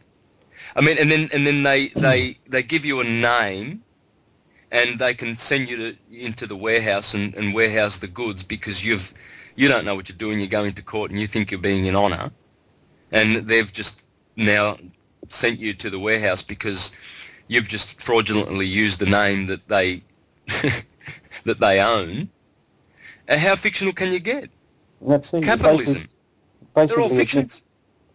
Yeah, you've admitted you don't know who you are, that's the point. And you don't know the power you got. You hit it right on. Yeah.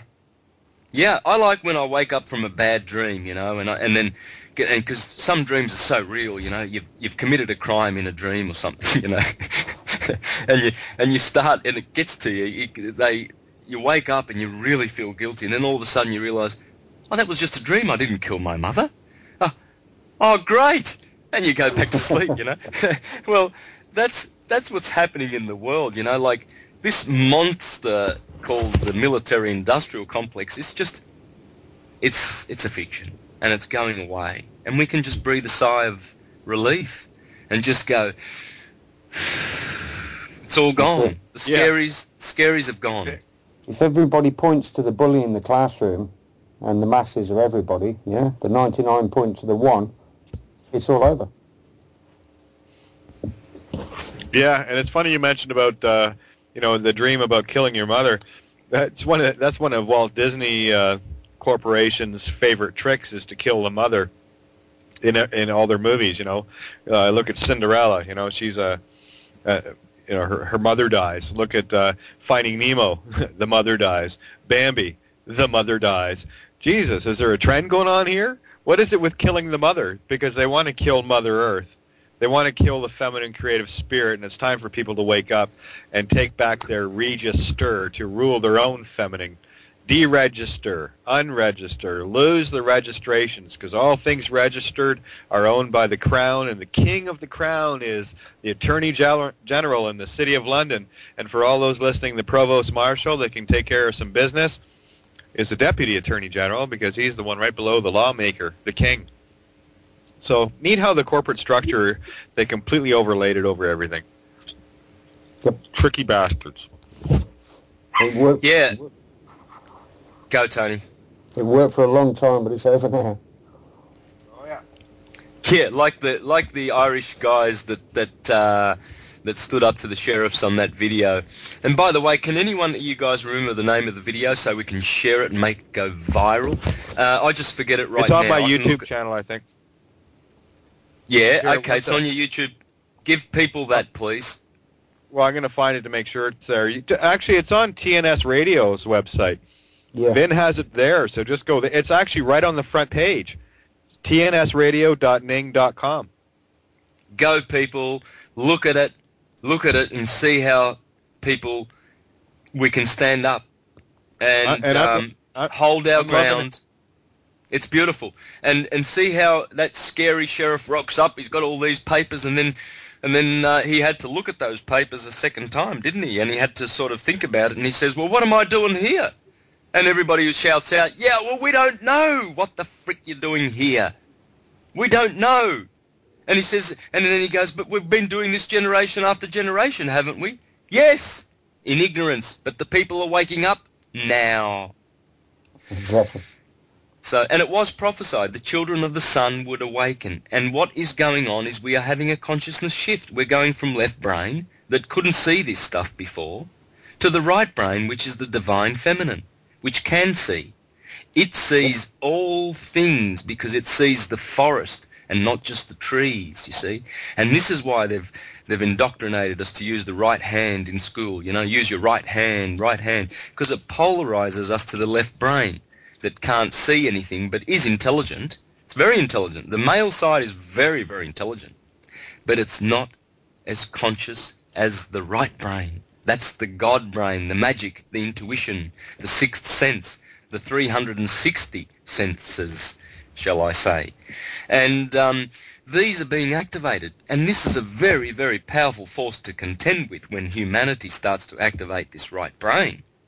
Oh shit, we better put some chemtrails out there and more fluoride in the water to stop this. So this is what is going on. We need to know who we are and know what processes are going on around us right now in the cosmos. The cosmos is upgrading the solar system. The solar system is being upgraded. It's being upgraded from third-dimensional stuff, you know, blood, bones, hair, you know, stuff like that, to crystalline optic fiber, you know, fifth-dimensional stuff. And we're going to witness this. We're going to witness the apotheosis, the metamorphosis. Like that little caterpillar who doesn't know what he's doing in that darkness in the cocoon. He's just hanging in there until one day he scratches his way out and then he goes, oh, shit, there's a whole bunch of light out here. And what are these things I've got on my side? Wings. Let's see how they work, shall we? And off he goes, and he's a butterfly. Something totally different. Totally different to that slimy little ugly-looking caterpillar in that freaking cocoon. Or, you know. But you know what, guys? Some cocoons, they never open. They remain as tombs. And those caterpillars never see the light of day. They never transform. Yeah, they never transform. And I don't know what the percentage of cocoons that don't open is, but I think someone might want to check that. It might be a big percentage, and it might even equate to the percentage of human beings who don't know that they are caterpillars becoming butterflies.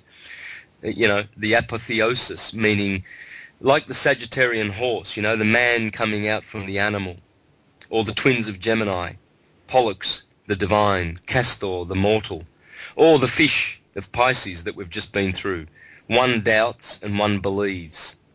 You know, these mutable polarities are dealing with us. We are in the middle kingdom.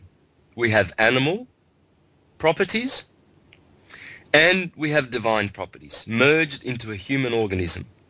And we've got this thing called choice, free will choice, as to what we want to do with it. Do we want to grow the consciousness and water it and harvest the benefits of being more aware and more conscious and confronting the truth? Or are we running away from the truth and we run off down to our little church where our corporate little governing body bullies, moulders of people's minds, tell us what to think? Oh, Jehovah doesn't want you drinking coffee. You won't get into the kingdom.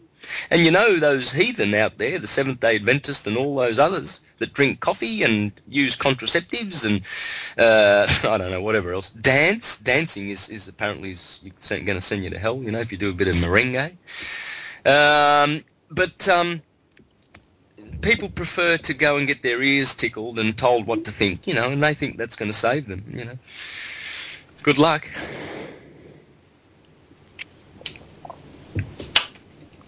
Take it away, guys. Yeah, wow. Well said. Well said, mate. Well, you know, it's only truth, isn't it? Exactly. It is the truth. And like I say, that this is it. It's just waking up to the fact. So, you know, we just got to give it a big old push and get it out there.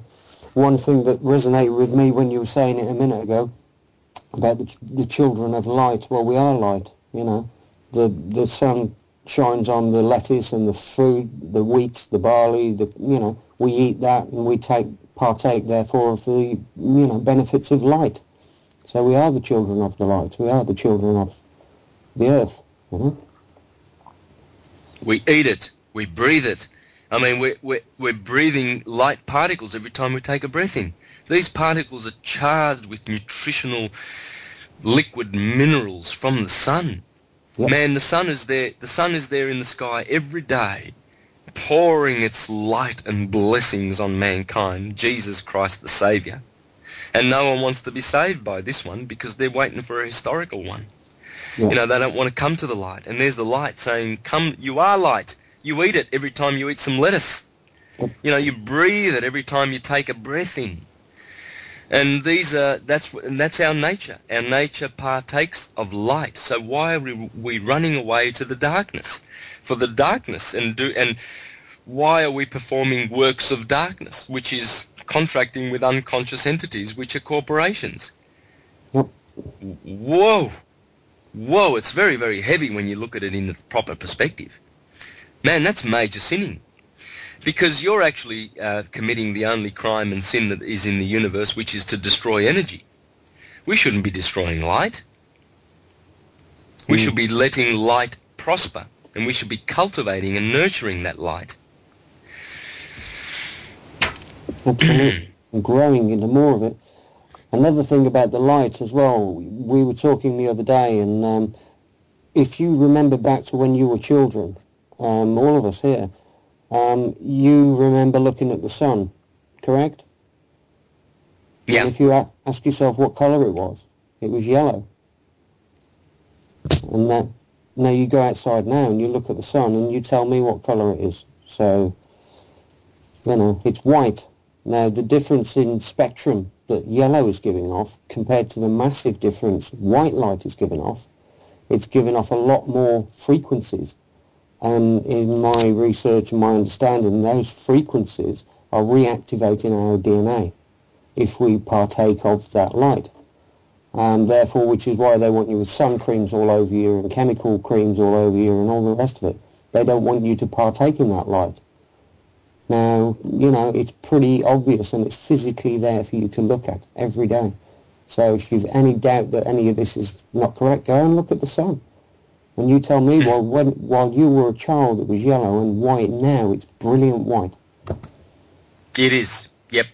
That's something I've noticed. And when I solar gaze, I immediately notice after about 3 seconds, once you focus on the sun and look straight at the sun, I immediately notice these beautiful indigo, violet, bluish, crimson, beautiful purple haze, I call it, that the sun emanates now. It has a halo. The crown of thorns, Jesus Christ is wearing his crown of thorns now, and it's most brilliant, radiant. And the ancients say that if you want to activate your pineal gland and get those crystallizations off, you need to look at the sun. And if you look at the sun when it's above the horizon but very, very low in the sky, when it's white, and then when it kisses the horizon, it goes more and more yellow and then orange and then red on the horizon. You have actually just bathed yourself with the whole spectrum from white, which is undifferentiated, and has all the frequencies in it, then it starts differentiating and it starts to give you a specialization of the colors. And you know what? When you've done your solar gazing in the evening, wow, you don't need anything else. You've just electrified your brain, you've just recharged it, the batteries are recharged, your nervous system now is tingling with beautiful energy, and your health, you just know that you're being healthy. You know it. Good point you made there, Tony, about the white light. The sun has changed. It is white. It's no longer yellow. It's white. And that's Snow White. That's who Snow White is. Snow White and her 7 dwarves. Her 7 little orbs that follow her ever so faithfully. Cool. Yeah, and you look at the qualities of the 7 dwarves. One's grumpy. That'd be Saturn. You know, one's happy. That'd be Jupiter. Jupiter is the greater benefic. Saturn is the greater malefic. Once you see the characters, they always turn up. You know, when the Old Testament God was kicking around, that was Mars. You see, Mars is the same root as Mary. Has the same root as maritime. It's the water planet. You know, Mars rules Scorpio. Scorpio is water, fixed water. Mars is Mary. And Mars is Mars's, or Moses. And Moses ruled the Aryan period. That's why he, you know, blew the ram's horn. And he was marshal, and he was the one that says you must hate your enemies, you see. That was the Old Testament God in the period of Aries, of Mars. But then all of a sudden, Jesus comes along, Jesus, in the age of Pisces, you know, Jupiter, and he's the greater benefic. So he says, you must love your enemies. I'm magnanimous. No, don't worry about Mars. Mars is not ruling anymore. Forget the Old Testament. It's the New Testament of love. You see, so once you know the characters, the 7 characters are the only characters that always turn up. You know? Dionysius, for instance, he also carried the caduceus, just as Hermes did, which is Mercury. So we have the Sun and we have Mercury, both as intellectual liberators of mankind. So these orbs and their light, they are there for our benefit, and we're not paying attention because we've been told, molded, into thinking that astrology is from the devil. Well, how did the devil come up with this beautiful science? And what for? Whatever for? Don't know how he's using it, and why would he? Yeah. To control man. So, yeah. So on every level, we've been told to look the other way. We've been pointed to some other fictional construct to lead us and be our false gods.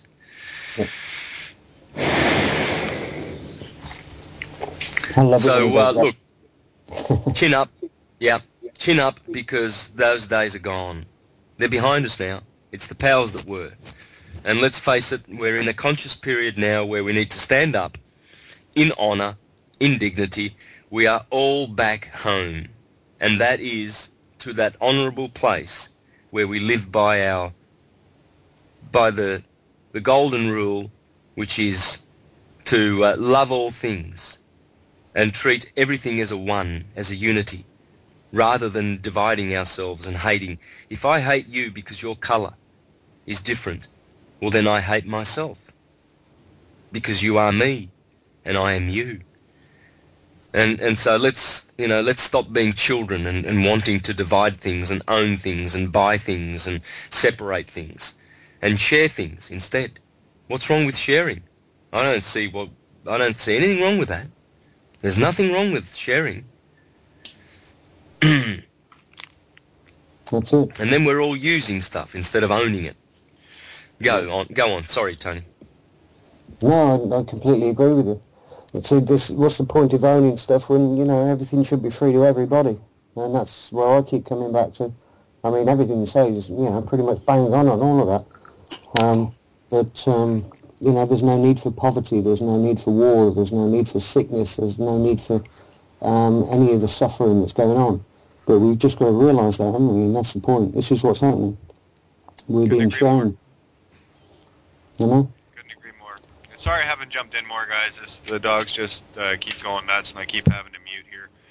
But what I will do, I'm going to let you guys wrap this up just because the dogs are jumping at everything here. What I do want to say to Cat Wolf and to you, Tony and Santo, one day, very shortly, if not already, you're going to see the change that you made in this world. And it is one of the most glorious things that I've ever seen. Watching people come to light, literally. They just light up. And it's how we've all crossed paths for, all things for a reason. There are no coincidences. And all of the pieces got put together into one beautiful, beautiful portrait of love. And that's what it is. It's a portrait of love. And this planet is awakening exponentially now. And there is nothing that is going to stop this tsunami.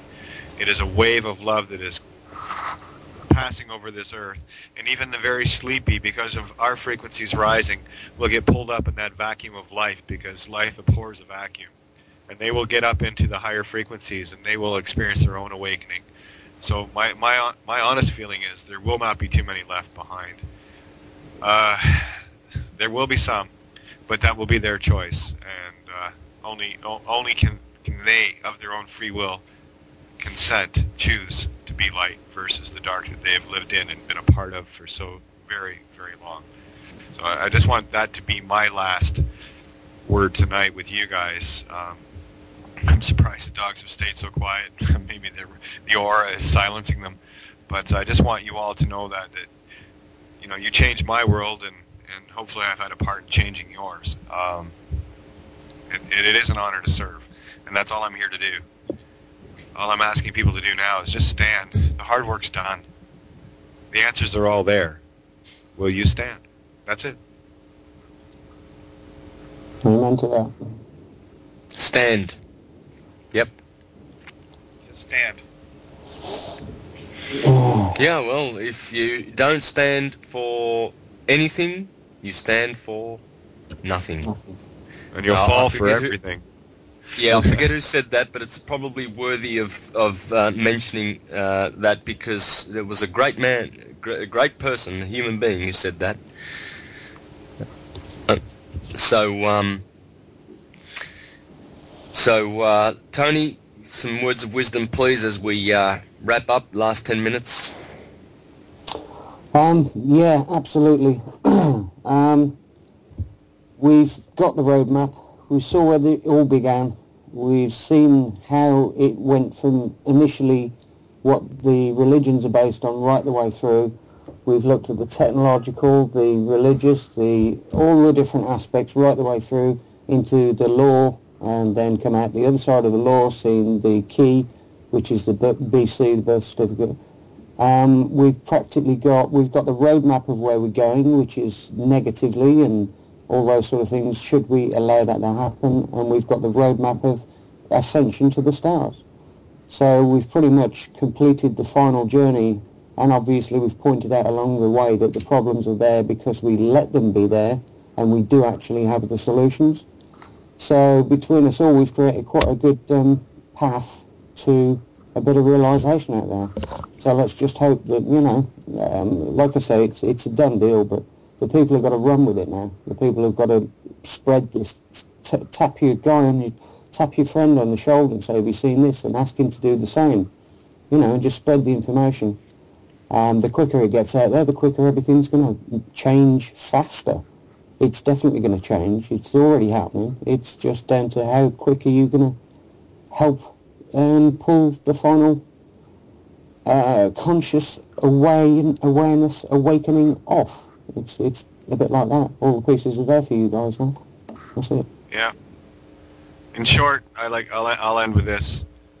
I would die for you. The only question is, would you die for you as well?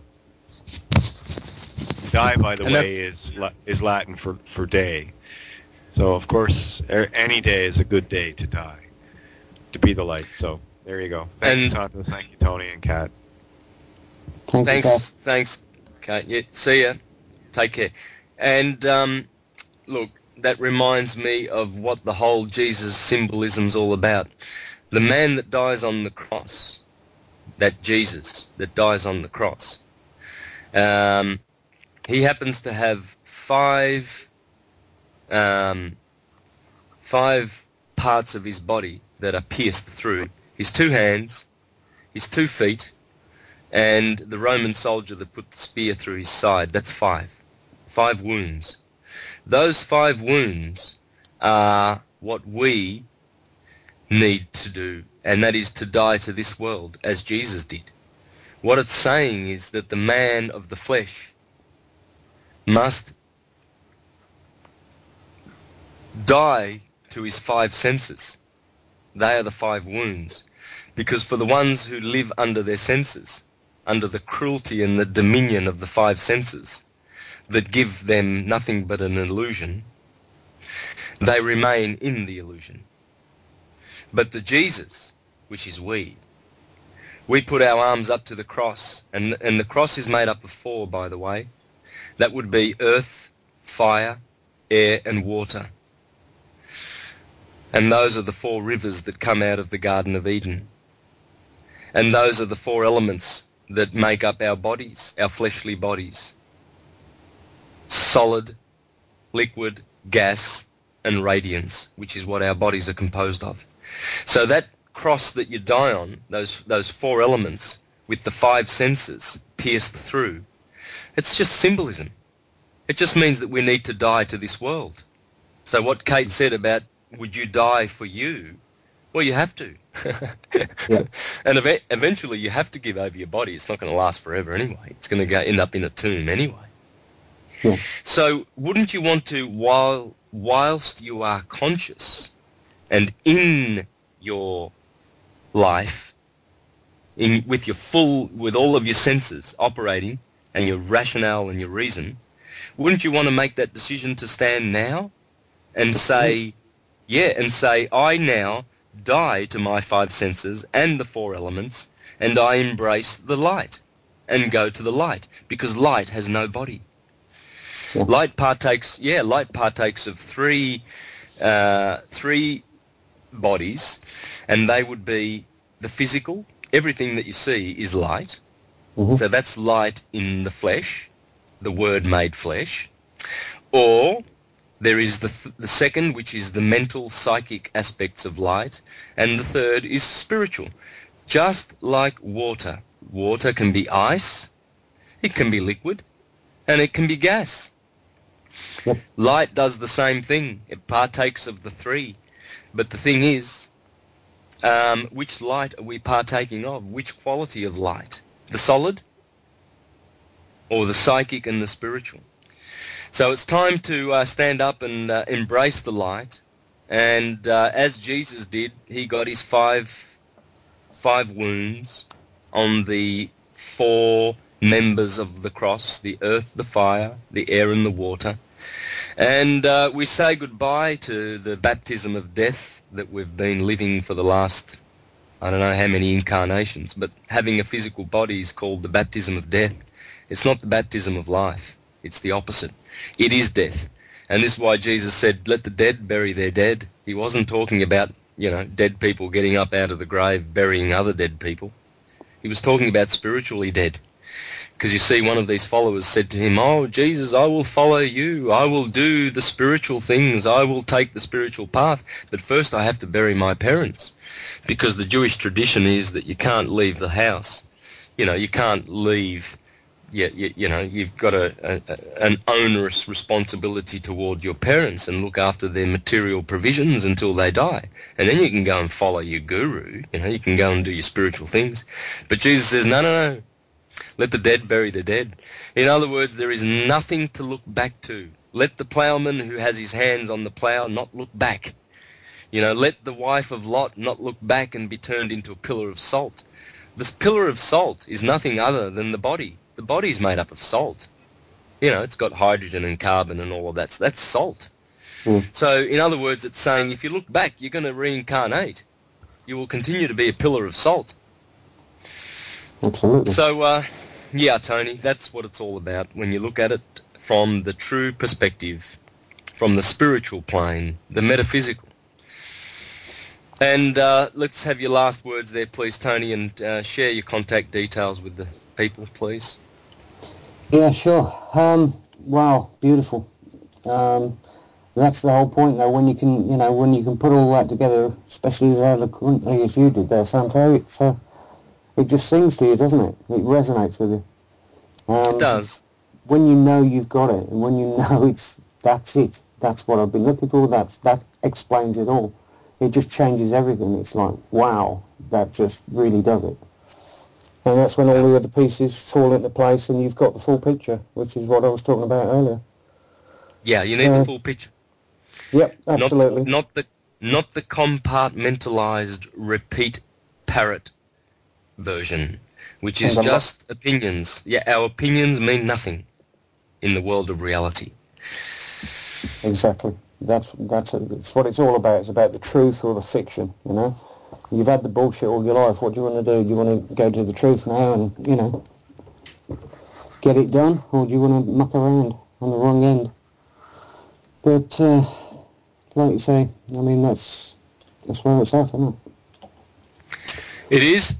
And so we need to hold our ground, stand firm, know who we are, that we are God, nothing less, nothing more, and embrace that truth and live by it in honour, standing up, claiming dominion, because the dominion was ours in the first place. It was given to mankind in the testaments, in the mythologies. We were granted dominion over this earth, which means that we are the highest conscious form here. Therefore, the rest should be subject to that in terms of acknowledging the the hierarchical order of consciousness. If you're unconscious, you don't get the goods. That's what it teaches. And it's fair enough. It's a fair system. It's a very fair system. One that brings... That's it. You go, Tony. You need to see it, though. That's the thing, isn't it? That's the point, as you said. Yes. So thanks for sharing with me. Thanks, Kat, for your assistance today. Thanks, listeners. And take care until next week. Hope you've enjoyed the show. And please continue in the knowledge of who you are and standing in that knowledge. Thank you, and until next week, take care.